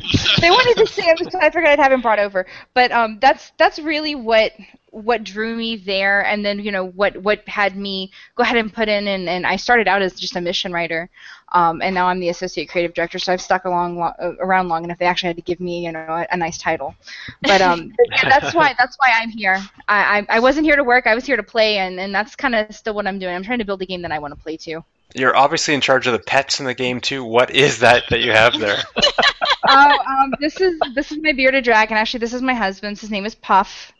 as Wow. in Puff the Magic Dragon. Yeah. But he's a sweet little guy. Aw. He is Believe cool. it or not, I mean, he looks ferocious and all, but he'll just sit and chill on your shoulder, and he'll just stay there. Yeah. Amazing. How cool is that? You're gonna steal the show, though. That's not good. Josh, why are people gonna play? What do you think? What is it for you? I think, like I said, the sandbox model is really starting to kind of come to the forefront. I think you're seeing like EverQuest next. We'll see exactly what they come out with. You know, it's like they promise sandbox, but you never know what you're going to get. They promise SWG, and you got a zombie game. So I don't know what they're going to give you. So we'll see how they go. But I think you're seeing even more of that with many of the different AAA companies are coming out with that. I think they're slowly gravitating towards that model because, as I mentioned, they're figuring out that they can't spend $100 million on content and have it burn through in 1 week. It doesn't work. So I think this whole sandbox model. I mean, you started with kind of Minecraft. You got adults doing that. We actually had. Like I said, an education thing. We had this big kind of thing where kids get together and learn about technology. And one of the sessions that they do is they have these kids working with Minecraft and just building things in Minecraft. And there's like 8-year-olds building things that just baffles my mind. It's like, how did they? I think they did it quicker than some of the world builders that we have inside of the game using our tools. It's just crazy to see what some of these kids can do. And I think as players, as adults, we want to build something kind of persistent in the game world. It's also trying to find out a good balance of stuff that I can kind of do by myself, stuff I can do with a group. I think that's one of the things we've gotten away from so much in a lot of MMOs that here's this big massive multiplayer world that we play by ourselves, and a lot of it's because there's little to no consequence of being in a guild or being in a group that kind of carries over. So if you want to go be a complete giant asshole in a pickup group and, the next one, it doesn't really matter. So you have to find a good balance on providing content to players who are kind of looking more for the solo experience but can kind of enjoy the group aspect of it or kind of the multiplayer aspect of it, but also provide that content that is going to be kind of really core to the multiplayer element of the game as well. And I think we're getting kind of back to that. I know the industry is shifting a little bit. I think the whole MOBA movement has kind of pushed it a little bit in that direction. Mainly if you look at it from a money perspective, they're much cheaper to build. So you got some companies that are kind of coming out because, you look at the scope of a MOBA, which is pretty much a first-person shooter with RPG elements is basically what it is. So you get rid of kind of the first-person shooter and you kind of put in some more of the RPG elements of that or whatever it might be, and you kind of, basically have that rotating through. So from a design perspective and from a cost perspective, they're much cheaper. You look at some of the costs of some of the AAA MMOs that come out that have anywhere in the $50 to $200 million range, and you kind of see why it's harder for some of these bigger AAA companies to really recoup that nowadays, and they're finding that they really can't, reinvent, World of Warcraft. So as a smaller company, I think we have kind of a leg up, at least in that area, where, we've done pretty well for ourselves. I mean, we've kind of had some money come in here a little bit with the Kickstarter and through some of the pledges that have come in through the early adopter. But we're not really, so far deeply invested, that we have to go out and produce a game that is going to be super casual and enjoyed by 500 billion people. We can really, provide a game that I think that will have a good solid foundation that can build and grow over the years. Like I said, you look at EVE Online, what they did, at least from the start to now, they've done a good job of building a really core game concept that players liked and kind of improved upon that over the years. So it's kind of like what we're looking at to do as well. We want to get a decent amount of players playing. We're not talking like a few thousand. We're talking much larger than that, of course. But we want a really core fabric, that's going to be enjoying the game. Then you want the kind of the word of mouth to go out, so the game kind of builds from there. We don't want to be at really, a few months after release having to shut down, 80% of our servers because they all moved on after the first initial month or two wave. You're going to have people that hop from server to server or from game to game. So it's kind of, natural. Someone will check it out and say, hey, this is not for me, move on. But we want to really kind of build that guild following. We want to build those kind of, groups that are going to go out and, tell other people about this so we can kind of build the game organically over time. Very cool. So, Josh, Jennifer, I want to thank you both very, very sincerely for taking the time out of your busy day to be with us. We all recognize that you're a very small team. With being a small team, firstly, it's absolutely mind-boggling what you've been able to accomplish in addition, we're all very honored to have you here with us. As a thank you to our guild, Mostly Harmless, we would like to donate $600 to your cause. Since the three of us are already in the alpha and we're playing and have already donated, we decided to separate this $600 pledge on behalf of our guild into various $150 pledges and give those on behalf of the viewers who are watching our stream right now. For the viewer out there, we've mentioned it before. I posted a little bit in there. This is a crowdfunded project, and the game is currently in round 3 of their funding cycle. I'm going to post a link in there where you could contribute if you'd like to. We've always asked for inventive games. I know I have asked for inventive games for about the last 10 years, and we finally have developers who are giving us exactly what we've been asking for. With that said, I'd like to say if you have the money available, please consider donating to this amazing game. For those of you who aren't in alpha, it is really amazing how responsive this team is to a lot of the questions, the concerns, and the comments. And again, I just want to reiterate how thankful I am that you're finally making the game that I've been wanting to have made for about the last 10 years.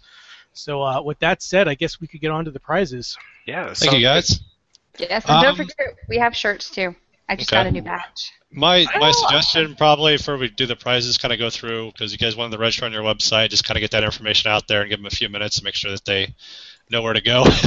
Yeah, for sure. And actually what we'll do is we'll do it a couple ways. We've had these announcements for on the forums for a while, on various forums, about 8 different ads and stuff.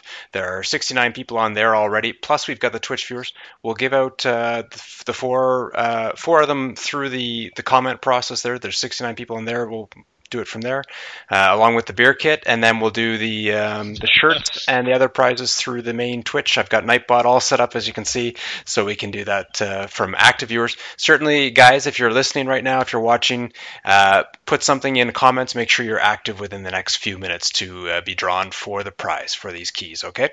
So that's going to flood a little bit. Let me just bring this page over so you can see a couple things. This is random.org. It's very easy. There's a minimum of 1, maximum of whatever. I'm going to put in 69 as the comments. If you look at the forum page that we had advertised at the first of the show, 69 comments, beginning with the first one being from Thorn Rage. So it basically starts from the bottom and we can count up for the numbers. So I'll get someone to help me with that in a minute. But the first number is result number 8. So that's actually easy to pick out. Let me get another one there. Like counting, yeah. 2, 3, and 4 up next. Oh, geez, 54. So I'll get ACOS or one of the guys to work on those for me to figure out who's winning those. 46.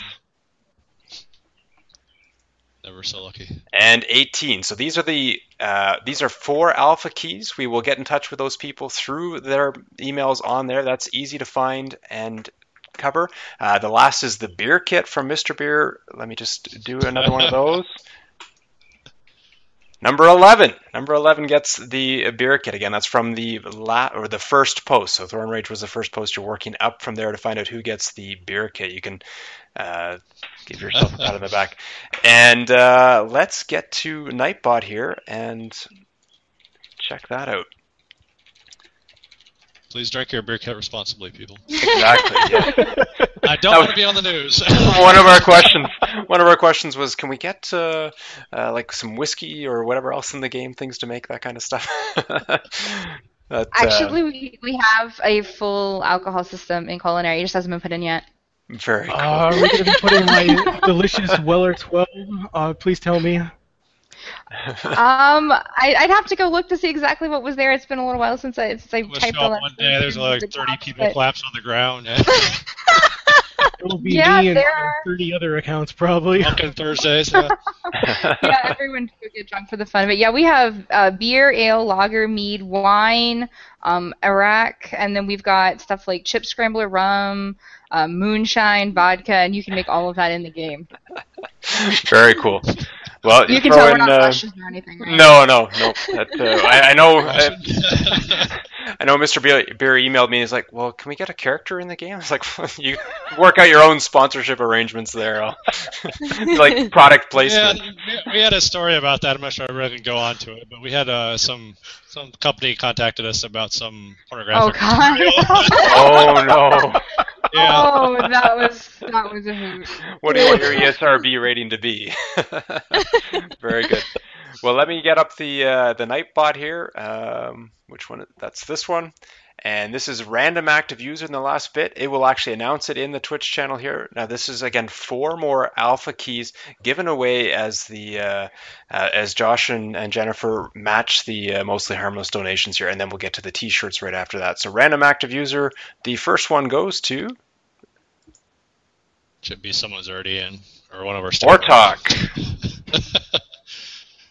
Looks like Ortok got a prize there. You can.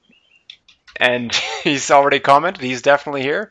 Let's start. Let's roll again. Durston M. Durston Awesome. M. If you can comment there. Yeah. Oh snap. Okay, he's definitely there. Oh snap! Urban Orak 3. He had some really good questions, and I don't think we've even covered them all yet. Nice. And the fourth and final alpha key for this particular podcast goes to Aslan132. Congrats. Are you there? Maybe. Maybe. Aslan? Of course, he's going to get a delayed message here, so. Yeah, I think the chat thing's there, maybe. Yep.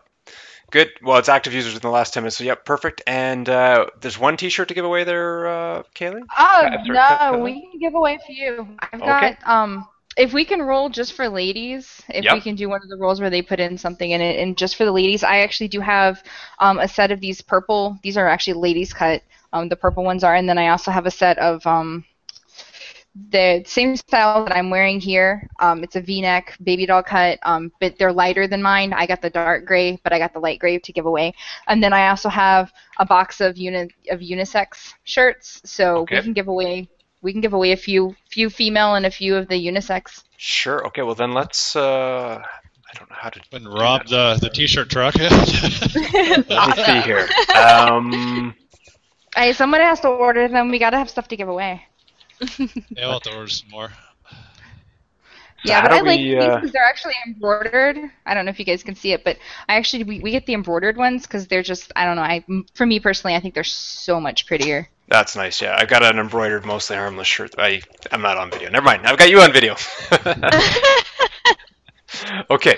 Well, let me roll and see if the person's a woman, then they can accept it. And we'll just do it that way because I can't separate it by men and women too easily here. Oh. I'm not that gifted. They used to have this thing on Twitch where you could have them put in a word and you could roll on just Oh, put yeah. it in. Yes, okay. And Everybody... if we could just have Still maybe there? just the ladies. Yeah. Just the ladies actually put it in whenever you type it up, and then that way we can give a couple away to the women because, I mean, I know everybody wants Repop shirts, but I don't think baby doll cuts quite look right on most men. There you go. Put lady in Teams in Twitch if you are No, I a lady and haven't want a tried. prize. There you go. We'll just give it This is a for minute. the ladies cut shirts. Ladies, these are for the ladies cut shirts. So, dudes, please don't. We don't want to see it. Yeah, it wouldn't be pretty. No moobs.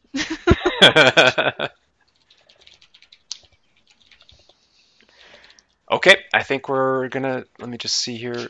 Start a new giveaway, It's still hard, and 'cause- So I thought they a couple adjusted more it last candidates, time. so. so it's question answer, and whoever answers. Can I vouch for my wife? Sure, why not? You really want to wear the shirt? Don't lie. Well, yeah, V-necks are kind of the thing, right? Yeah. So is there a way to do it?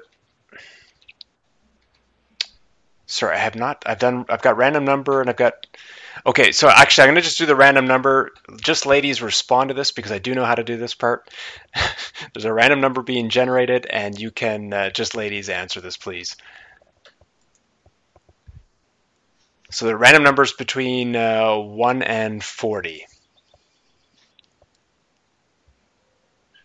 We'll just give a few seconds here for it to catch up. Oh, they get to try to guess the number. Yeah, ladies guess the number between 1 and 40. This I do know how to do. It says between 1 and 100. I've given away that it's between 1 and 40. Nope. We're all screwed already. Maybe you should start over. Oh! Someone got it already. Got it already. 34. There you go. Awesome. Fantastic. Awesome. All right, if you could just message me here on Twitch, just message me and send your address, your size, and if you'd prefer a purple or a heather gray t-shirt. Okay, so messaging Kayletta on TeamSpeak there. You can see her name there. Oh, I might have done something a little wrong there. Oh, well. Oh, well. That's all right. They're smart. They figured it out. Yeah. Anyone who was smart enough to figure that out, that's awesome. Of course. Yeah, trying to show honesty, and then it didn't work. It's cool. Well, okay, and any other shirts to give away that you wanted? One more unisex, or? We can give away a few unisex shirts as long as we manage to not get everyone this exact same size. I should be able to cover it. So we can probably give away like 4. Okay, let me move the prize thing over so they won't see the numbers. They're Yeah. Move the prize. and actually for unisex I can just do the old one. I can just do the old one. So Just put the number in so we could get to it first. You know, that's one way of doing it. Who has the best latency to Twitch? Yeah. Okay, random active user starting giveaway. Cammy won a t-shirt. Yeah, if you win one of the t-shirts, just drop me a message with the address that you want it mailed to, size, and then if you have a particular color preference. If you're a lady, we've got the purple and the heather gray and female cut.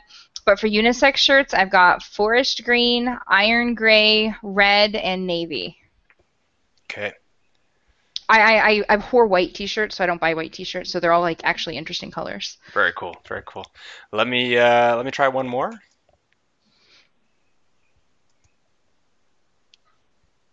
JQuick24, another t-shirt.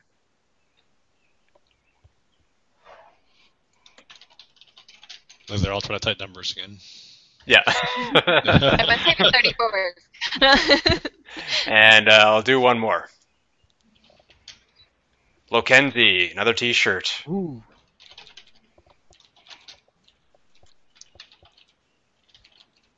Awesome. And if you want to do any consolation prizes in case you have a shirt or anything left over there, that's fine. Otherwise, we'll stop it there. Like I said, I have like a box of shirts. Okay. So I'm hitting the button. As long as we don't get unlucky and have everyone in the same size, like if everyone just one is a size small, I'm completely screwed. Yep. But that actually happened the last time we gave away shirts. Like every single person was a size medium, and I was one short. Wow. Well, no worries. Well, yeah. Punch Packet is next, but he or she will understand that that if it doesn't work out, that's no big deal. Go a size up. Yep. And I'll do Viatica. And again, Viatica, if it doesn't work out when you submit your information to Kayletta, just understand that you were one of the later ones drawn. They'll do their best, but won't necessarily be able to honor all of these. We're not going to lawyer anybody here. No lawyering, bros. Well, I have a couple gym bags. For some reason, I don't have someone's size. I do have a couple gym bags, and I have a hat. And I only have one, but I do have a hat that I could send out if someone wanted it. Okay. Well, Link, you're another winner, and if you want, I'll do one more, Kayletta. Yeah, let's see if we can get a bunch of people a t-shirt. Okay. Party Animal. Party Animal. Girls are winning! Woo! Yeah.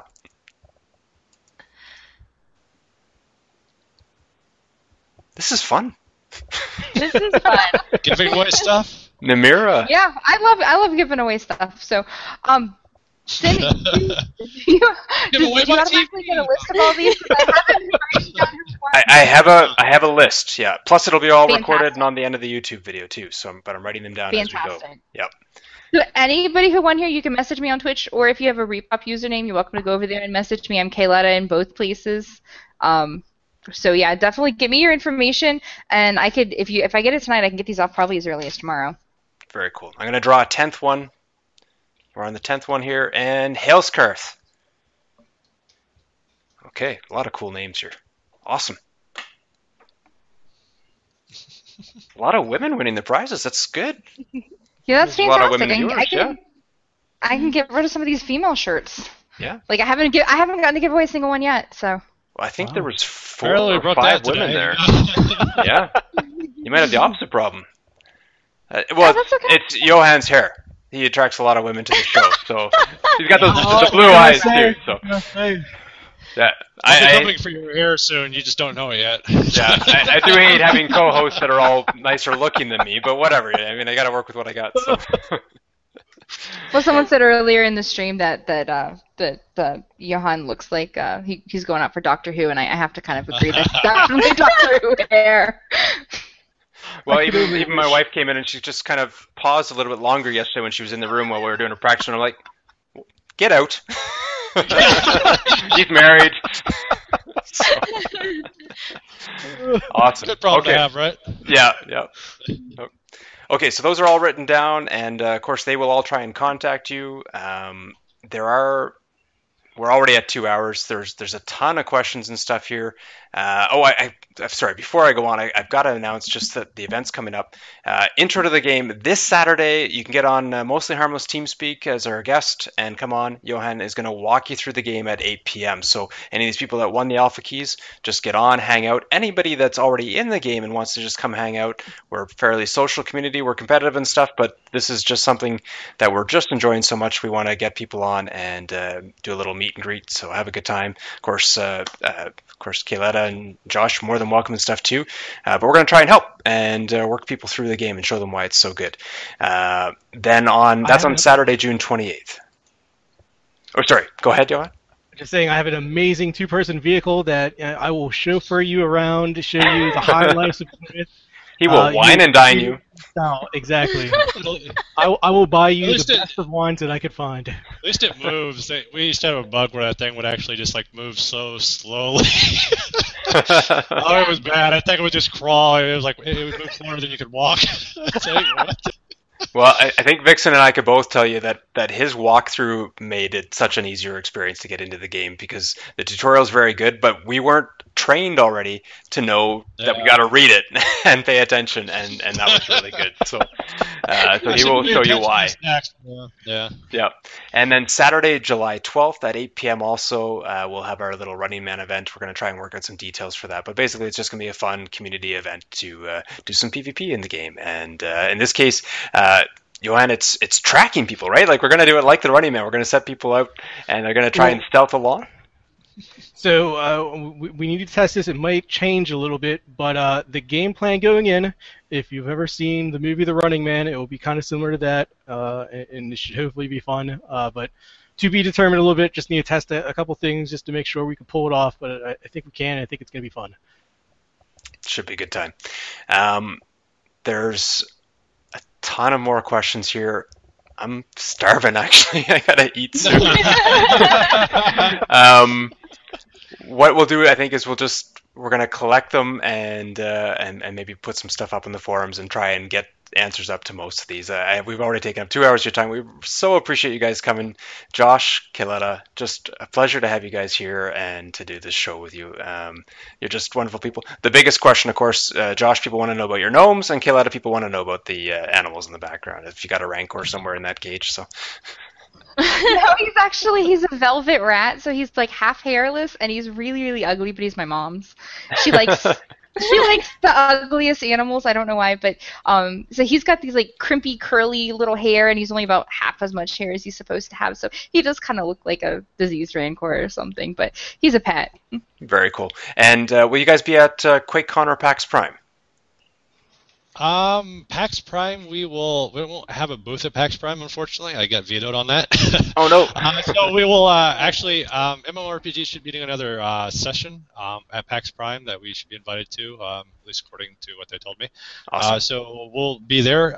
Jennifer actually will be in the area as well. So we're trying to figure out exactly what we're going to be doing at PAX Prime. Won't be a booth, but we'll be down there doing something, maybe giving away some keys, terrorizing some people. I don't know yet.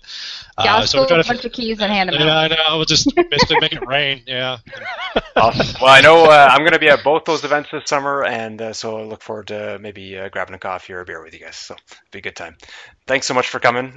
This is Rook with Mostly Harmless, and we'll see you out on the battlefield.